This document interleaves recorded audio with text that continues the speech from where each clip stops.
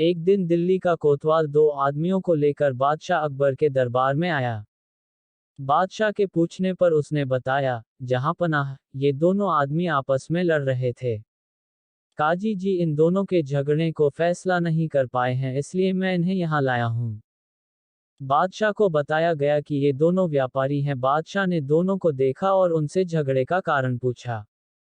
उनमें से एक ने बताया, जहां पनाह, मैं एक सौदागर हूँ। मेरा नाम शेरली है। मैं 5 साल से ज्यादा समय से दिल्ली में रहता हूँ।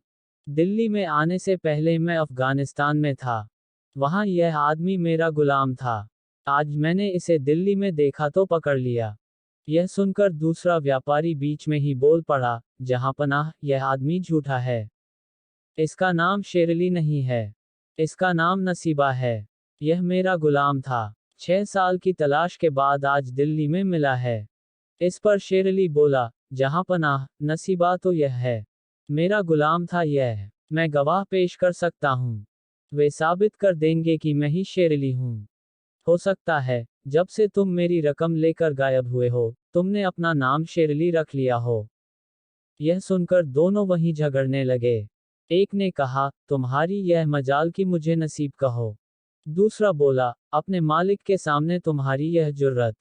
बादशाह ने दोनों को शांत किया और आदेश दिया कि तुम दोनों का फैसला बीरबल करेंगे। बीरबल अपने आसन से उठे और उन दोनों के पास आए। उन्होंने दोनों की आंखों में आंखें डालकर देखा। दोनों चुपचाप खड़े रहे। इसके बाद बीरबल ने कहा, तुम दोनों पेट के बल फर्श पर लेट जाओ। मैं आंखें बंद करके ध्यान लगाऊंगा और यह पहचान लूंगा कि झूठा कौन है। दोनों व्यापारी पेट के बल जमीन पर लेट गए।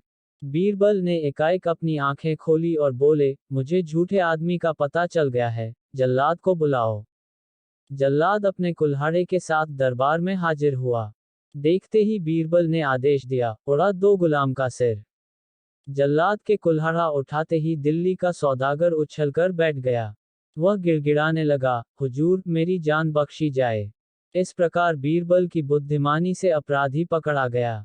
नकली शेरली की सारी दौलत असली मालिक को सौंप दी गई और गुलाम नसीबा को जेल में डाल दिया गया।